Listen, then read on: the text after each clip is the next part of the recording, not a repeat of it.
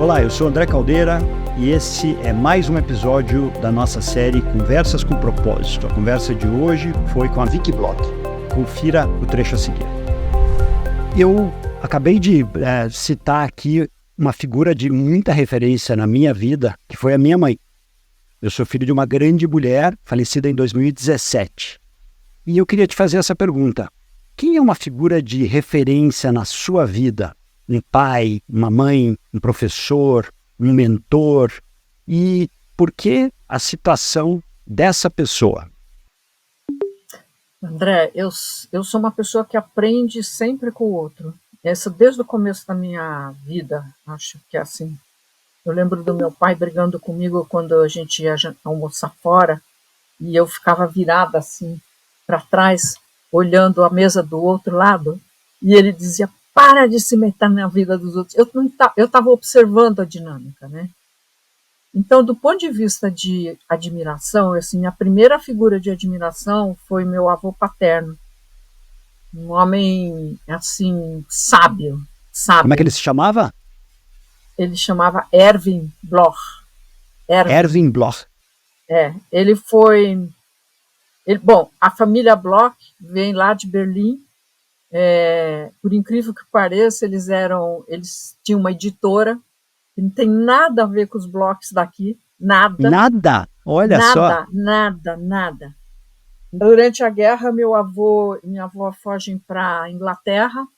Ele vai trabalhar numa editora muito importante em Londres, que chama Longman. E aí, quando ele vem para o Brasil, meu pai veio para o Brasil antes deles irem para a Inglaterra.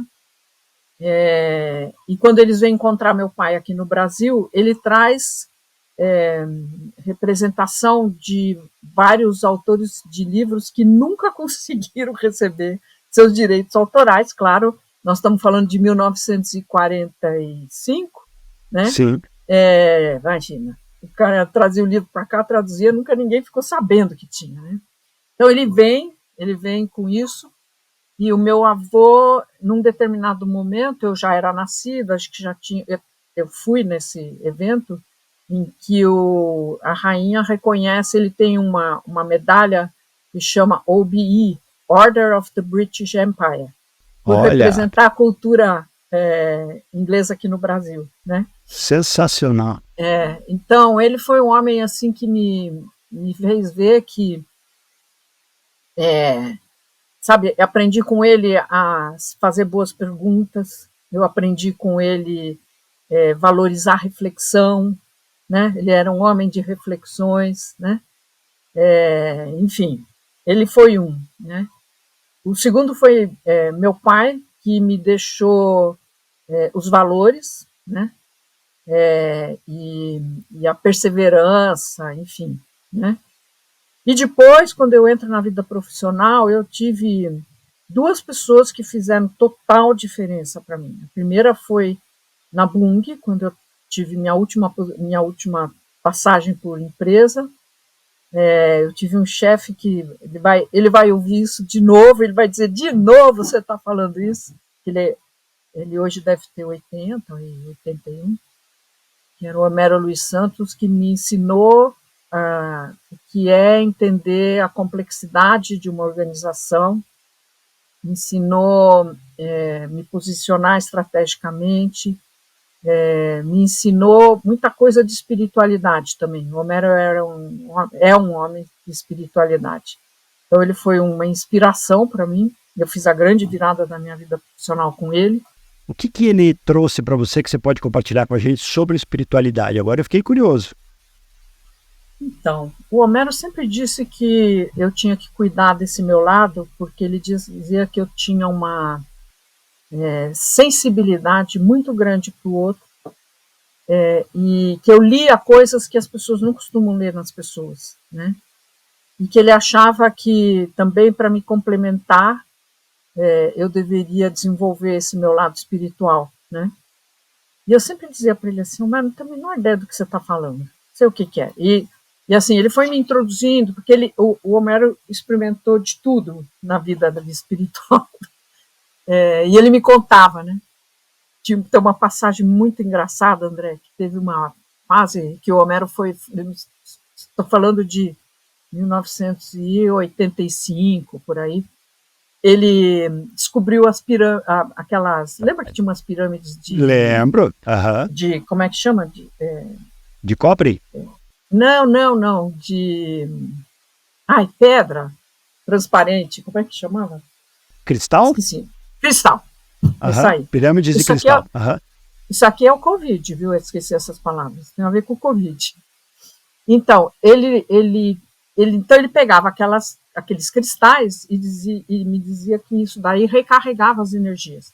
Então, um dia nós trabalhávamos no centro empresarial, que era um empreendimento da Bung, e a gente ficava no último andar onde a Bung tinha escritórios, que era o andar da holding, assim, chamada holding. Mais importante, lá sentava o rei dos reis lá, né, o Dr. Antite. E aí eram 7 horas da noite, ele me segurava lá sempre, a gente ficava discutindo coisas.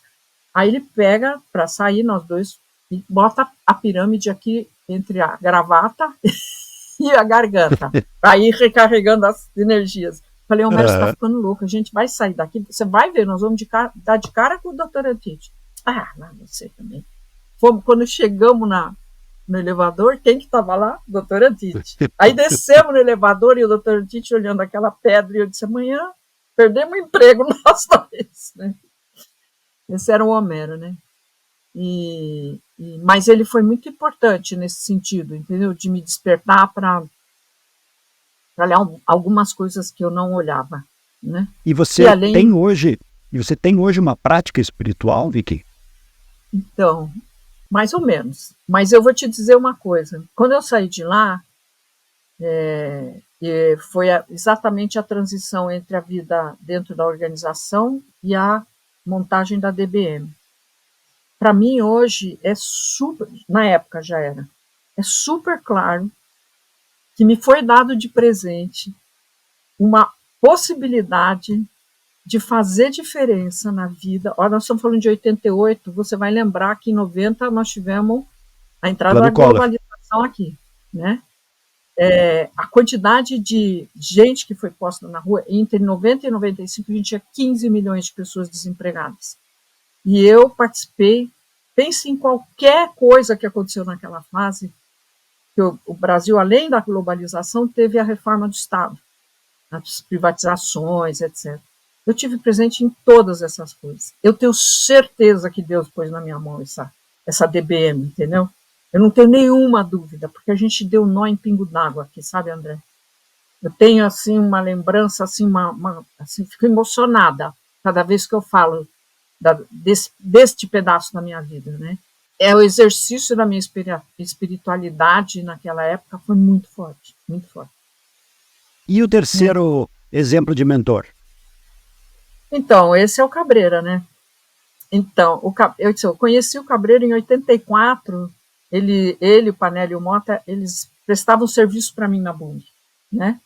E aí conheci ele, e ele me convidou para dar aula na GV com ele. E eu fui. Aliás, eu dei aula desde que eu saí da faculdade, que é uma das coisas que eu acho que as pessoas precisam prestar atenção, né? Que é você participar em igualdade de condição com o outro, da troca, do crescimento, da possibilidade de compartilhar as coisas que se aprende, né?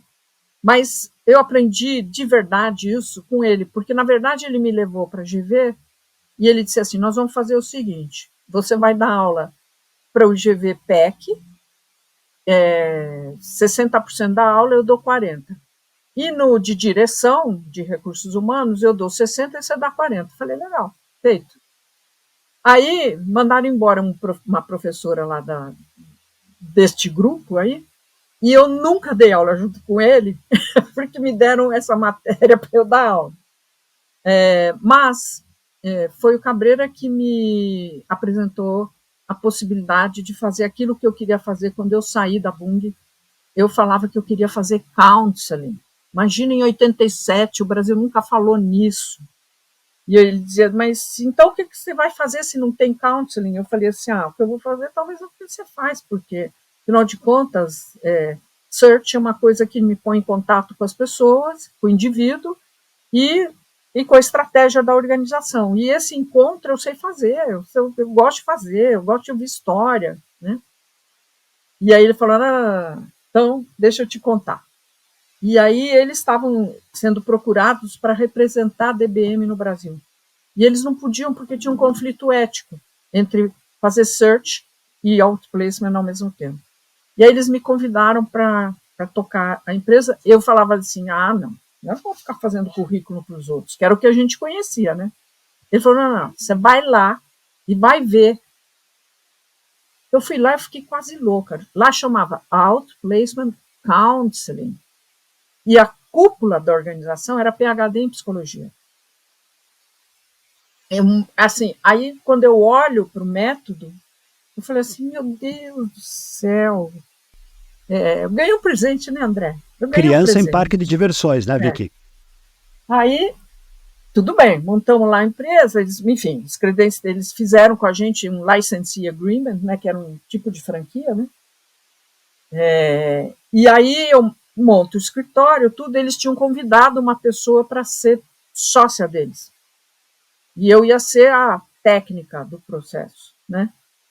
E essa pessoa, eu vou te contar quem é, porque também essa gente que aparece na minha vida, entendeu? Ele estava se aposentando pela Ford, Diogo Clemente, e ia ser o CEO da DBM, no Brasil. E aí acontece a Auto Latina. E aí ele convidam ele para ser o vice-presidente de recursos humanos. Eu não podia não ir, né? Ele tinha que ir. Era uma experiência, assim, para fim de carreira, maravilhosa, né? E aí ele recomenda para os meus sócios que eu fique para a principal. Aí, André, a psicóloga, eu sou psicóloga, né? Sentadinha lá, você sabe o que é isso, você montou um escritório. E aí eu fico olhando para o telefone e falei, como é que faz para tocar esse negócio aqui? Ele não toca, ninguém quer comprar nada. Aí o Cabreira, então, no grande mentor, me ensinou uma coisa, que a gente não vende essas coisas, porque eu já sentia isso, que era um serviço da alma. Você vai aproveitar e vai começar a falar do ciclo respeitoso e digno que é, ao terminar a relação de alguém com a empresa, você manter esta posição digna, de tratar as pessoas dignamente. E aí eu desenvolvi esse módulo e comecei a falar disso em todos os lugares que eu ia, ensinando as pessoas porque o Brasil não demitia, nunca demitiu, André. Até 90, o Brasil nunca demitiu, não sei, caso pontual, né, mas estou dizendo assim. Aí começa aquela coisa, fecha a fábrica, faz não sei o quê, e aí ninguém sabia como tratar desse assunto. Olha, eu vou te dizer uma coisa, Deus faz tudo certo, entendeu? Então, quem me ensinou essa vida de consultor foi ele, né? Quem discutia comigo a consistência do que a gente faz, a integridade do que a gente faz, né? Quem fazia as contas comigo era ele. Então, assim, sempre foi a minha referência, acho uma pessoa, assim, diferenciada, íntegra, sabe, sempre procurando essa coisa da atualização, do saber mais, né? Então, acho que escolhi. E depois, ele talvez hoje o principal, mas eu tive duas outras relações muito importantes. Uma foi o John Davis, que é o papa em empresa familiar no mundo, né? É outro que a gente bateu o olho corrigindo um pouco o meu currículo, que você leu, eu não sou consultora para empresa familiar, mas eu trabalho muito com sucessão em empresa familiar, que é um tema muito delicado, né? E o outro já faleceu, ele era da DBM, o Phil Simpson. Foi com ele que eu testei a metodologia de coaching. A DBM não tinha coaching. Não tinha? Não, eu desenvolvi aqui no Brasil junto com o João Mendes, foi meu professor na faculdade, foi meu parceiro na DBM, hoje é meu parceiro na Wikiblock Associado. E a metodologia a gente desenvolveu no Brasil, eles usaram depois, mas foi também um cara, esse Phil Simpson era um Ele que me apresentou pro Greenleaf. Ele que me apresentou pro Jaworski, entendeu? Olha só. É assim, muito bacana. A vida é recheada da gente admirar pessoas, né, André?